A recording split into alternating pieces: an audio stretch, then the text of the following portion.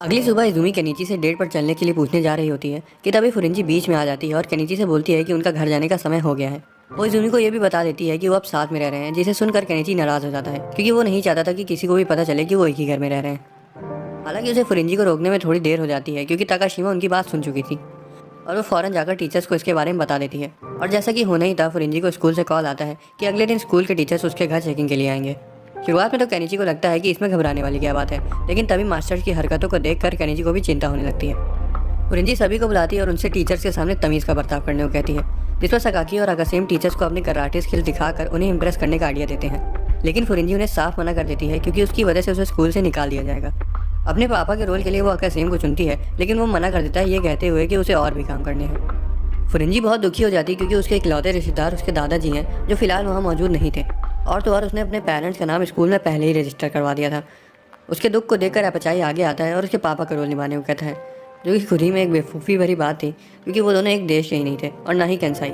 इसलिए उनका आखिरी चेहरा सकाकी बचता है, जो कि फुरिंजी के पापा का रोल करेगा और शिगर उसकी मम्मी का रोल निभाएगी। हालांकि अकासेम टीचर्स को धोखा देने के खिलाफ होता है क्योंकि उन्हें तो सिर्फ उसके हाल चाल की चिंता है और कुछ नहीं। हर टीचर अपने असिस्टेंट से बोलता है कि वो उसके साथ फुरिंजी के घर चलेगी, लेकिन टीचर पूछती है कि वो फुरिंजी के घर क्यों जा रहे हैं क्योंकि वो तो पढ़ाई में बहुत अच्छी है। हर टीचर उसे समझाता है कि फुरिंजी के अच्छे मार्क्स आने के बावजूद उसे लगता है कि वो उस स्कूल में अच्छे से ढल नहीं पा रही है क्योंकि उसने उसे एक बार छत पर लड़ते हुए देखा था और तो और उसे पता चला है कि वही लड़के के साथ एक ही घर में रह रही है। हर टीचर को सच में उसकी चिंता हो रही थी, इसलिए फुरिंजी के घर जाना उसके लिए बहुत ज़रूरी था। डोजो में फुरिंजी उनके रोल के बारे में उन्हें अच्छे से बता देती है, जैसा कि उसने स्कूल के डॉक्यूमेंट्स में लिखा था। सकाकी एक पायलट है तो वहीं शिगर एक फैशन डिज़ाइनर है, लेकिन उनके रिहर्सल्स को देखकर फुरिंजी और केनिची समझ जाते हैं कि उनकी हालत बहुत ख़राब है। केंसाई उन्हें बताता है कि उसने टीचर्स के जाने तक अपचाई को छिपने के लिए कह दिया है, लेकिन बदकिस्मती से उसके छिपने से पहले ही टीचर्स वहां आ जाते हैं और असिस्टेंट टीचर उसे दरवाजे के ऊपर छिपा हुआ देख लेती है। वो डर जाती है और हेड टीचर को बताने वाली होती है कि तभी फुरिंजी समय पर आकर उनका ध्यान भटका देती है। अंदर पहुंचने पर हेड टीचर अपना नाम यासुनागा बताता है और असिस्टेंट टीचर अपना नाम यूनो बताती है। जब सकाकी की बारी आती है तो वो अपना नाम सेगा फुरिंजी बताता है, लेकिन वो अपनी जॉब के बारे में बताते वक्त हड़बड़ाने लगता है और धोखे से खुद को एक एयरप्लेन बता देता है। शिगर का इंट्रोडक्शन भी कुछ खास नहीं जाता, यहाँ तक कि वो तो टीचर के सामने एक मच्छर को 2 हिस्सों में काट देती है। फुरिंजी को समझ आ गया था कि उसकी लंका लगने वाली है, लेकिन तभी केनिची फौरन सकाकी को एक फर्जी कॉल करके वहाँ से बुला लेता है। अब शिगर वहाँ अकेली बचती है। वो हेड टीचर को टकला बुलाती है, लेकिन जब वो फुरिंजी के बारे में उससे सवाल करता है तो वो हैरानी से सब कुछ सही सही बता देती है। उन्हें टॉयलेट जाने का बहाना बनाती है और फुरिंजी के साथ वहाँ से बाहर आ जाती है। टॉयलेट जाने का उसका मकसद वहाँ की साफ़ सफाई को देखना था, जिसके हिसाब से वो उसके परिवार को परखेंगे। जैसे ही उन्होंने दरवाज़ा खोलती है तो वहाँ अपचाई को देखती है, जिससे दोनों चिल्लाने लगते हैं और अपचाई तुरंत वहाँ से गायब हो जाता है। इधर यासुनागा शिगर से एक्टिंग बंद करने को कहता है और बोलता है कि वो साफ बता सकता है कि वो उसकी असली माँ नहीं है। शिगर उसे फुरिंजी को जाने देने को बोलती है और कहती है कि उसकी खामियों के बावजूद वो एक बहुत अच्छी लड़की है। यासुनागा उसे बताता है कि वो केनिची और फुरिंजी के साथ में रहने की अफवाह के बारे में पता लगाने आए हैं, क्योंकि अगर ये सच निकला तो दोनों बच्चों को बहुत कुछ झेलना पड़ सकता है। ये सुनकर शिगर का माथा ठनक जाता है और वो तुरंत अपनी तलवार निकाल लेती है, लेकिन केंसाई फौरन उसे जंजीरों में जकड़ लेता है और केनिची टीचर को वहाँ से बाहर ले आता है। पूरे डोजो में तहलका मच जाता है और फुरिंजी सदमे में आ जाती है, ये सोच कर कि अब आगे उसके साथ क्या होगा। डोजो से बाहर आने के बाद यासुनागा केनिची से पूछता है कि वो फुरिंजी के घर पर क्या कर रहा है। केनिची उसे समझाने की कोशिश करता है कि जैसा वो सोच रहे हैं वैसा कुछ नहीं है, लेकिन यासुनागा बोलता है कि इसका मतलब यही हो सकता है कि वो उसके घर में रह रहा है। उनकी बातचीत चली रही होती है कि तभी अपचाई और उन्होंने दीवार तोड़कर बाहर आ जाते हैं, इसलिए यासुनागा और केनिची भागना जारी रखते हैं। आखिर में वो एक छिपे हुए कमरे में पहुंच जाते हैं, जहाँ की मूर्तियों को देखकर यासुनागा को जापान का इतिहास याद आ जाता है। एक हिस्ट्री का टीचर होने के नाते जैसे ही वो उन मूर्तियों की तारीफ करने जा रहा था, तभी सभी लोग दीवार तोड़कर अंदर घुस जाते हैं, जिससे धोखे से मूर्तियों को धक्का लग जाता है और सभी एक के ऊपर एक गिर जाती हैं। उन्हें लगता है कि यासुनागा उनके नीचे दब जाएगा, लेकिन तभी अचानक से दादा वहाँ आकर उन्हें बचा लेते हैं और खुद को घर का बड़ा बताकर घर में हुए हंगामे की वजह से उनसे माफ़ी मांगते हैं। ये सब अकासेम की बदौलत हुआ, जो जैसे तैसे दादा को वहाँ ले आया। यासुनागा ये देखकर बहुत ज़्यादा एक्साइटेड हो जाता है कि वो मूर्तियाँ खुद मशहूर मास्टर अकासेम खुद सोजी ने बनाई है, और केनिची ये सोच में पड़ जाता है कि ऐसी क्या चीज़ है जिसमें अकासेम जीनियस नहीं है। बाद में दादा यासुनागा को पूरी बात समझाते हैं और वो ये देखकर जलने लगता है कि बच्चों को खुद मास्टर अकासेम ट्रेनिंग दे रहे हैं। वो केनिची को ये बताता है कि उसने ये भी नोटिस किया है कि ट्रेनिंग के बाद से वो एक लड़के से मर्द बनता जा रहा है और उसे ये जारी रखना चाहिए। बाद में अकासेम मूर्तियों वाले कमरे में जाता है और देखता है कि वहाँ साफ़ सफाई करने की बहुत ज़रूरत है, इसलिए केनिची उससे बोलता है कि वो अकेले ही सब संभाल लेगा क्योंकि फुरिंजी पहले ही बहुत थक चुकी है। अकासेम को एक लकड़ी की बिल्ली मिलती है, जिसे देखकर वो दुखी हो जाता है क्योंकि वो बिल्ली उसके सबसे अच्छे दोस्त सेगा फुरिंजी ने बनाई थी, जो कि अब नहीं रहा। बाद में फुरिंजी अपने दादा की गोद पर सिर रखकर आराम करती है और दादा उसे बताते हैं कि मास्टर्स का भले ही उसके साथ खून का रिश्ता ना हो, फिर भी वो उन्हें अपना परिवार मान सकती है। सोते वक्त भी वो उनके बारे में बात कर रही थी और केनिची ये देखकर समझ आता है कि भले ही डोजो रहने के लिए अजीब जगह हो, लेकिन वो फुरिंजी का घर है। अगली सुबह फुरिंजी के साथ ट्रेनिंग करते वक्त केनिची उस पर एक भी वार नहीं कर पाता और केंसाई को बताता है कि उसे मारने की कोई जगह ही नहीं मिल रही है। केंसाई उसे बताता है कि जगह ढूंढने के लिए उसे मुकाबले को देर तक खींचना होगा। हालांकि जब उसे मारने की जगह मिलती है तो केनिची मारने में देरी कर देता है, जिस वजह से फुरिंजी उसे हरा देती है। बाद में उसे पता चलता है कि वो मारने की जगह भी फुरिंजी ने उसे जानबूझ कर दी थी ताकि वो उस पर वार कर सके।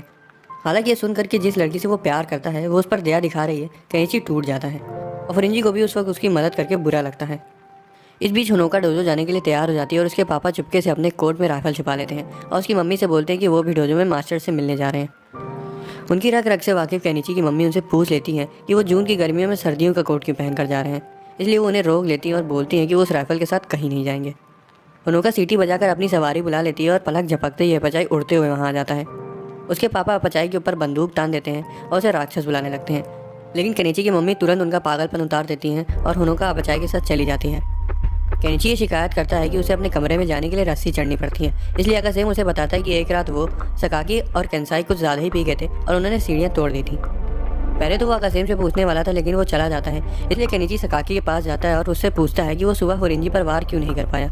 सकाकी उसे बताता है कि उसके पास कमज़ोरों के लिए कोई सलाह नहीं है, लेकिन उसे ऐसा लग रहा था कि शायद केनिची पलटवार करने से डर रहा था। वो उसे आगे समझाता है कि एक आदमी की कीमत इस फैसले पर निर्भर होती है कि वो मरने या जीने की सिचुएशन में वार करता है या नहीं। इस दौरान होनोका, अपचाई और शिगर दूसरों की छत पर जिंदगी के पूरे मजे ले रहे थे। जब केनिची सकाकी की दी हुई सीख के बारे में सोच रहा होता है, तभी बीच में एक आदमी और उसके साथी डोजो में घुस आते हैं। आदमी खुद को शकनटोरी स्टाइल का कराटे मास्टर गंजाई कोमाटोरी बताता है। वो बोलता है कि वो वहाँ रेउजन पाकू डोजो के मास्टर्स को चुनौती देने और उनका साइन हड़पने आए हैं। केनिची पागलों की तरह दौड़कर फुरिंजी को बताने चला जाता है, लेकिन वो उसे बताती है कि फिलहाल डोजो में कोई नहीं है। उसके बाद फुरिंजी उनके पास चाय लेकर जाती है, लेकिन वो उसे पीने से मना कर देते हैं, ये बोलते हुए कि वो वहाँ उन्हें चुनौती देने आए हैं, ना कि खाने पीने। वो उन्हें डोजो का रजिस्टर देती है जिसमें उन्हें अपनी चुनौती दर्ज करवानी होगी। उसमें लिखा हुआ था कि चुनौती देने वाले को 10,000 येन देने होंगे और अगर सभी को एक साथ हमला करना है तो हर एक को 10,000 येन देने होंगे। लीडर सकाकी के साथ 1 वर्सेस 1 करने के लिए फीस देता है, लेकिन फुरिंजी उसे बताती है कि फिलहाल वहाँ कोई नहीं है, इसलिए वो खुद उससे लड़ेगी। उसे लगता है कि फुरिंजी उसकी बेइज्जती कर रही है, इसलिए वो पीछे से उस पर हमला करने जा रहा होता है, लेकिन तभी केनिची के बीच में आने की वजह से वो रुक जाता है। केनिची फुरिंजी को बचाने के चक्कर में उसकी चुनौती ले लेता है, जिससे घुसपैठियों का लीडर और खुन्नस खा जाता है और केनिची पर वार कर देता है। केनिची को लग रहा था कि वो मारने की जगह ढूंढ लेगा, लेकिन पलक झपकते ही वो हवा में होता है। केनिची गिर जाता है और लीडर उसके जैसे कमज़ोर को ट्रेनिंग देने के लिए रेउजन पाकू के मास्टर्स की बेइज्जती करने लगता है और बोलता है कि वो साइन लेकर वहाँ से जा रहा है। केनिची को मास्टर्स की बेइज्जती सहन नहीं होती और वो हिम्मत जुटाकर खड़ा हो जाता है और एक बार फिर उसे चुनौती देता है। लीडर उससे बोलता है कि एक और वार से उसकी मौत हो जाएगी, इसलिए वो उसे खुद पर वार करने का मौका देता है। केनिची काँप रहा होता है और हमला करने का कॉन्फिडेंस इकट्ठा करने की कोशिश कर रहा होता है कि तभी उसे अपनी कड़ी ट्रेनिंग याद आती है और वो हल्का सा कदम बढ़ाकर अपनी इकट्ठा की हुई ताकत से ठीक तब मुक्का मारता है जब उसके मसल्स ढीले होते हैं। उतना दर्द उसे सहन नहीं होता और वो गुस्से में आकर केनिची पर जानलेवा हमला कर देता है, लेकिन सकाकी अचानक से वहाँ आकर उसके हमले को रोक देता है। वो उसे बताता है कि वो वहाँ पर शुरुआत से था, जिसके बाद वो एक ही बार में बड़ी आसानी से सभी को ठिकाने लगा देता है। केनिची और फुरिंजी ये देखकर हक्के बक्के रह जाते हैं। उन्हें हराने के बाद सकाकी बोलता है कि घुसपैठ बहुत कमज़ोर थे। बाकी मास्टर्स उनकी बॉडी वहाँ से हटा देते हैं और एक लकड़ी के ड्रम से उन्हें पास के क्लिनिक भेज देते हैं। अगले दिन केनिची अकासेम से एक दिन की छुट्टी मांगने जाता है और अकासेम मान जाता है। ये बोलती है कि उन्हें बीच पर जाना चाहिए। वो फ़ौरन ये खुशखबरी फुरिंजी को बताने जाता है और बहुत खुश हो जाता है कि अब उसे डोजो के बाहर फुरिंजी के साथ समय बिताने का मौका मिलेगा। अपने कमरे में वो एक सेल्फ हेल्प बुक की किताब पढ़ने जा रहा होता है, लेकिन उसे पता चलता है कि सकाकी, अपचाई और केंसाई उस पर चुपके से ताका झाकी कर रहे थे। उसे थोड़ी शर्म आती है, लेकिन केनिची वो चीज़ दिल पर नहीं लेता। बाद में वो एक लकड़ी के जहाज़ पर चढ़ जाते हैं और होनोका को पता चलता है कि वो जहाज़ उन्होंने खुद बनाया है, लेकिन उसे तब थोड़ी चिंता होने लगती है जब उसे पता चलता है कि वो उनका दूसरा जहाज़ है। अकासेम फुरिंजी से जहाज़ को रास्ता दिखाने को बोलता है और तभी उसे लगता है कि जहाज़ अपनी रफ्तार से काफ़ी धीरे चल रहा है। वो इंजन चेक करने जाता है तो पाता है कि केनिची पूरा जहाज़ खुद से चलाने की कोशिश कर रहा है और वो पूरी तरीके से थक चुका है। ये देखकर अकासेम और सकाकी इंजन चलाने लगते हैं और जहाज़ की रफ्तार एक स्पीड बोट से ज़्यादा तेज़ कर देते हैं। सभी लोग कमर कस लेते हैं और जहाज़ कुछ ही देर में एक आइलैंड तक पहुंच जाता है, जिसका नाम दादाजी के नाम पर रखा गया था। सभी लोग एक बड़े से बीच हाउस में जाकर अपने स्विम सूट्स पहन लेते हैं और केंसाई, फुरिंजी और शिगर की फ़ोटो खींचने लगता है। केनिची को तब समझ आ गया था कि वो उसके लिए कोई समर वेकेशन नहीं है, जब सकाकी और अकासेम उसे एक ऊंची चट्टान के ऊपर से समुद्र में कूदने को कहते हैं। वो उसे बताते हैं कि ये उसके साहस को परखने के लिए है। केनिची उन्हें समझाने की कोशिश करता है कि कैसे वो बहुत हिम्मत वाला है कि तभी शिगर उनके बगल से गुजरती है, अपने कपड़े उतारती है और बिना हिचकिचाए चट्टान से कूद जाती है। पहले तो उन्हें उसकी चिंता होती है, लेकिन तभी शिगर पानी से बाहर आ जाती है और बताती है कि वहाँ आसपास कोई पत्थर नहीं है। चट्टान पर केनिची अपनी हार मान चुका होता है और उन्हें बताता है कि उसे तैरना नहीं आता। वो उसे कूदने के लिए मना ही रहे होते हैं कि तभी दादाजी वहाँ आ जाते हैं और केनिची को पकड़कर सीधा पानी में कूद जाते हैं, जिसके बाद वो बेहोश हो जाता है। केनिची उठता है तो देखता है कि सभी लोग बीच पर मजे कर रहे हैं और धोखे से सुन लेता है कि कैसे मास्टर उसे वहाँ पर भी ट्रेनिंग कराने का प्लान बना रहे हैं। इसलिए वो वहाँ से भागने का फैसला करता है, जिसे वो आसानी से केंसाई को चकमा देकर अंजाम दे देता है। जल्दी उन्हें पता चल जाता है कि केनिची वहाँ से गायब है और वो उसे खोजने में जुट जाते हैं। बीच के दूसरी तरफ होनोका और एपचाई रेत से चेहरा बनाने की कोशिश कर रहे थे कि तभी एपचाई देखता है कि सभी लोग गायब हो गए और वो उन्हें ढूंढने चला जाता है। केनिची एक नदी के किनारे पहुंच जाता है और वहां से भागने का प्लान बनाने लगता है। उसे समझ आता है कि वो वहां से सिर्फ जहाज के सहारे ही बाहर निकल सकता है, लेकिन उस पर सभी लोग मौजूद होंगे, इसलिए उसका आखिरी चारा यही बचता है कि वो कुछ दिनों के लिए छिप जाए। कुछ देर बाद उसे नदी के किनारे शिगर मछली पकड़ते हुए दिखाई देती है। वो भागने की कोशिश करता है, लेकिन वो केनिची को देख लेती है और तीर मारकर उसे पत्थर पर टांग देती है। वो शिगर को बताता है कि कैसे यहाँ पर भी मास्टर्स उसे ट्रेनिंग कराना चाहते हैं और क्यों वो वहाँ से भागने की कोशिश कर रहा था। केनिची उसे यह भी बताता है कि उसे तैरना नहीं आता, जिसे सुनकर शिगर बोलती है कि वो उसे तैरना सिखाएगी। वो उसे पानी में ले जाती है और उसे नदी के बहाव के साथ तैरने को बोलती है, जिससे कुछ ही देर बाद वो बिना डरे खुद ब खुद तैरने लगता है। तैरते वक्त वो पहली बार शिगर को मुस्कुराते हुए देखता है, लेकिन ये ज़्यादा देर तक नहीं चलता और कुछ ही पलों में शिगर उसे चट्टान पर वापस खींच लाती है। ये सोचती है कि अब जब वो तैरना सीख गया है तो वहाँ से कूद भी सकता है। वो दोनों बहस कर ही रहे होते हैं कि तभी नीचे समुद्र में से केनिची की बहन उसे आवाज़ लगाती है। केनिची को लगता है कि उसके आसपास डॉल्फिन तैर रही हैं, लेकिन शिगर उसे बताती है कि वो असल में शार्क्स हैं। बिना दूसरी बार सोचे केनिची समुद्र में कूद जाता है और शार्क से लड़ने लगता है। ऊपर से शिगर अपनी तीर कमान से उसकी मदद करती है। शार्क्स उसके ऊपर हावी होने लगती हैं कि तभी अचानक से दादा पानी के ऊपर दौड़ते हुए आते हैं और सभी शार्क्स को बेरहमी से मारकर उन्हें बचा लेते हैं। दादा केनिची के साहस की तारीफ करते हैं और बोलते हैं कि वो उन्हें उनके बचपन की याद दिलाता है। डोजो में मास्टर से डिस्कस करते हैं कि केनिची एडवांस टेक्निक सीखने के लिए तैयार है या नहीं। केंसाई और अकासेम सोचते हैं कि केनिची एडवांस टेक्निक सीखने के लिए पूरी तरह से तैयार हो गया है, लेकिन सकाकी बोलता है कि वो अभी बच्चा है और उसका शरीर अभी तैयार नहीं है, इसलिए वो एडवांस ट्रेनिंग से ऊपर वाले को प्यारा हो जाएगा। अपचाई बोलता है कि अगर वो सब उससे ज़्यादा शक्ति से ना पेश आए तो वो उसे एडवांस ट्रेनिंग करा सकते हैं। अकासेम केनिची से पूछता है कि क्या वो तैयार है, जिस पर केनिची बोलता है कि उसे अभी थोड़ा समय चाहिए।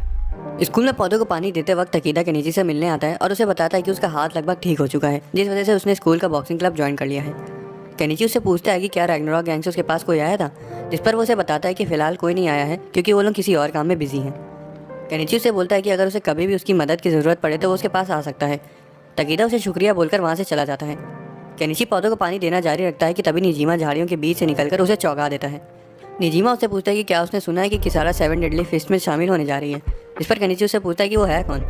निजीमा उसे बताता है कि वो रैग्नारॉक गैंग की एक मेंबर है जो बहुत तेज़ी से रैंक में काफ़ी ऊपर पहुंच गई है, और ये भी कि वो उन्हीं के स्कूल की सीनियर स्टूडेंट है। वही है जो इतने समय से केनिची के पीछे गुंडे भेज रही थी और उसका निक नेम वैलकरी है। केनिची ना ये जानता था कि किसारा कौन है और ना ही कि ये 7 डेडली फिस्ट क्या है। निजीमा उसे बताता है कि 7 डेडली फिस्ट रैग्नारॉक के 7 सबसे ताकतवर मेंबर हैं और सभी उनसे बहुत डरते हैं। निजीमा केनिची के ऊपर इल्ज़ाम लगाता है कि उसने किसारा को हराने की कोशिश नहीं करी, जिस वजह से वो इतनी ऊपर चली गई। निजीमा केनिची को अपने एक और प्लान के बारे में बताता है, जिसमें उसे सूजी के साथ एक और बार मुकाबला करना होगा, जो फिलहाल किसारा के प्रमोशन को लेकर बहुत गुस्से में है। जब केनिची सूजी के लिए अपनी चिंता जाहिर करता है, तब निजीमा उसे बेरहमी से लाते मारने लगता है। वो उसे ये भी बताता है कि रैग्नारॉक ने सूजी को तकीदा को मारने के लिए चुना है और अगर वो बीच में नहीं आया तो हो सकता है कि तकीदा इतना मारा जाए कि उसे फिर से बॉक्सिंग छोड़नी पड़े। निजीमा उसे बोलता है कि वो फिश पर थोड़ी और जानकारी इकट्ठा करेगा जो कि उसके काम आ सकती है। डोजो वापस जाते वक्त रास्ते में फुरिंजी केनिची की मर्दानगी की तारीफ करती है और वो उसे बहुत फक्र से बताता है कि जब से उसने बीच पर शार्क्स को मारा है तब से उसके अंदर का डर खत्म हो चुका है और अब वो किसी से भी लड़ सकता है। तभी फुरिंजी को सूजी दिखाई देता है जो कि एक लड़की से लड़ने जा रहा था। फुरिंजी केनिची से बोलती है कि अगर उसके पास सच में इतना कॉन्फिडेंस है तो उसे सूजी से लड़की को बचाना चाहिए। गुंडू को देखते ही केनिची दुबक कर बैठ जाता है। हालांकि मुकाबले से पहले उन्हें पता चलता है कि वो दोनों एक ही गैंग से हैं और ये लड़ाई इसलिए शुरू हुई क्योंकि उस लड़की को सूजी की जगह प्रमोशन मिल गया था। ये ना जानते हुए कि लड़की कौन है, वो बीच में कूद कर सूजी को लात मार देता है और दोनों गुंडों का गेम बचा देता है। हीरो बनने के बाद केनिची लड़की से बात करता है और वो अपना नाम किसारा बताती है, जिसे सुनकर केनिची हैरान हो जाता है। वो उसके लड़ने की स्किल्स की तारीफ करती है और मुकाबले के लिए तैयार हो जाती है, ये बोलते हुए कि उसे केनिची से काफ़ी समय से लड़ना था। फुरिंजी किसारा के स्टैंस को देखकर समझ जाती है कि वो एक स्किल्ड फाइटर है और केनिची को संभल कर लड़ने को कहती है। हालांकि केनिची उसे बोलता है कि चिंता करने की कोई बात नहीं है क्योंकि वो लड़कियों पर हाथ नहीं उठाता। फुरिंजी मजाक मजाक में कहती है कि डोजो में तो वो हमेशा ट्रेनिंग के वक्त उसे मारने की कोशिश करता है। ये सुनकर केनिची घबराते हुए उसे समझाता है कि उसे ऐसा क्यों करना पड़ता है। केनिची के मना करने पर किसारा गुस्से में आ जाती है और उसके चेहरे पर लात मार देती है, लेकिन वो उसे लगती नहीं। वो उससे ये लड़का लड़की का ढोंग बंद करने को कहती है और बोलती है कि उसे सूजी पर चुपके से हमला करके खुद को 30 मार खान नहीं समझना चाहिए। केनिची को ये नहीं पता था कि सूजी उसकी तरफ नहीं देख रहा था और ये सुनने के बाद कि उसने कायरो की तरह उस पर हमला किया है, केनिची उससे बेहोशी में ही माफ़ी मांगने लगता है। किसारा को कहीं पहुंचना था, इसलिए वो केनिची के साथ अपना मुकाबला आगे बढ़ा देती है। वो उसे बताती है कि वो तकीदा के भी पीछे पड़ी है, लेकिन अगर वो उसे हरा देता है तो वो तकीदा को छोड़ देगी। केनिची उसे लड़ने के बारे में सोचने लगता है, लेकिन फुरिंजी उसे बताती है कि उसे ऐसा नहीं करना चाहिए क्योंकि किसारा उसे कहीं ज़्यादा ताकतवर और एक्सपीरियंस है। वो उसे बताती है कि उसे कम से कम ट्रेनिंग के वक्त फुरिंजी के खिलाफ 1 पॉइंट हासिल करना होगा, जिसके बाद वो शायद किसारा के सामने टिक पाए। और ये सुनकर केनिची को समझ आ जाता है कि अब उसे ताकतवर बनने के लिए एडवांस ट्रेनिंग करनी चाहिए। उस रात एक दुश्मन गैंग रैग्नारॉक गैंग को चुनौती देती है, लेकिन रैग्नारॉक के सिर्फ 8 फिस्ट वहाँ आते हैं। दुश्मन गैंग को इतनी बेइज्जती सहन नहीं होती और वो उन पर हमला कर देते हैं। लीडर सिर्फ 3 मेंबर्स को उनसे लड़ने के लिए भेजता है, चौथा लोकी, छठा हरमिट और 8वीं किसारा, जो कुछ ही मिनटों में उन सभी 50 गुंडों का सफाया कर देते हैं। निजीमा छिप कर ये सब देख रहा होता है। अगले दिन सकाकी केनिची से पूछता है कि क्या अब वो नई टेक्निक सीखने के लिए तैयार है, जिसका जवाब दिए बिना ही केनिची स्कूल के लिए निकल जाता है। सकाकी केनिची को ज़बरदस्ती ट्रेनिंग कराने का फैसला करता है, लेकिन दादाजी सकाकी से केनिची को थोड़ा समय देने को बोलते हैं, क्योंकि आगे केनिची को उस ट्रेनिंग की ज़रूरत पड़ेगी। स्कूल में केनिची पूरे समय किसारा के साथ की अपनी लड़ाई के बारे में सोच रहा था। डोजो वापस जाते वक्त केनिची फुरिंजी को बताता है कि वो एडवांस टेक्निक ट्रेनिंग को लेकर काफ़ी डरा हुआ है, और ये भी कि अगर वो उसमें अच्छा नहीं कर पाया तो मास्टर उससे काफ़ी नाराज़ हो जाएंगे। लेकिन फुरिंजी उसे बताती है कि मास्टर उसका साथ कभी नहीं छोड़ेंगे। निजीमा अचानक से वहाँ आ जाता है और उन्हें रुकने के लिए कहता है, क्योंकि आगे सूजी हिसाब बराबर करने के लिए उसका बेसब्री से इंतजार कर रहा है। निजीमा के मना करने के बावजूद केनिची आगे जाने का फैसला करता है, ताकि वो सूजी के साथ फेस टू फेस बात कर सके, फिर चाहे उसे उसके साथ मुकाबला ही क्यों ना करना पड़े। सूजी केनिची के ऊपर पूरी तरह से बौराया हुआ था, क्योंकि उसकी वजह से गैंग में उसकी इज्जत मिट्टी मिल गई थी और उसके सभी गुंडे उसे छोड़कर चले गए थे। केनिची माफ़ी मांगता है और उसे समझाने की कोशिश करता है, लेकिन सूजी केनिची के मुंह से दर्द की चीख के सिवाय और कुछ नहीं सुनना चाहता था। सूजी उसे एक मुक्का मारता है, लेकिन केनिची उसे बचकर उस पर पलट पार कर देता है, जिससे सूजी उड़ते हुए दूर जा गिरता है। केनिची को खुद को अपनी ताकत पर विश्वास नहीं होता। फुरिंजी भी पहली बार उसकी तारीफ करती है और बताती है कि उसकी ट्रेनिंग अब जाकर सफल हुई है। वो उसे बताती है कि मास्टर्स ने उसका पोटेंशियल देख लिया था और वो जानते हैं कि अब उसने इतनी ताकत इकट्ठा कर ली है कि वो एडवांस ट्रेनिंग झेल सकता है। सूजी अपनी हार मान लेता है और अपने गुंडों से दूसरी गैंग ज्वाइन करने को बोलता है, क्योंकि अब वो अपनी कीमत खो चुका था। सूजी वहाँ से जाने लगता है कि तभी केनिची उससे बोलता है कि चेलों के साथ रहने से अच्छा होता है दोस्तों के साथ रहना, जिसे सुनने के बाद सूजी अपने दोस्तों के साथ एक नई गैंग बनाने का फैसला करता है और केनिची को तकीदा को मारने के रैग्नारॉक के प्लान के बारे में चेतावनी देता है। उन्होंने हरमिट की देख रेख में किसारा की गैंग के जरिए तकीदा को बुरी तरह से मारने का प्लान बनाया है। डोजो पहुंचने पर केनिची अकासेम से बोलता है कि वो एडवांस टेक्निक सीखने के लिए तैयार है। केनिची ने अपने डर पर काबू पा लिया है और अब वो एडवांस टेक्निक सीखने के लिए पूरी तरह से तैयार है। दोस्तों, अगर आपको एक्सप्लेनेशन पसंद आया तो वीडियो को लाइक और चैनल को सब्सक्राइब कर लेना। मिलते हैं अगले वीडियो में।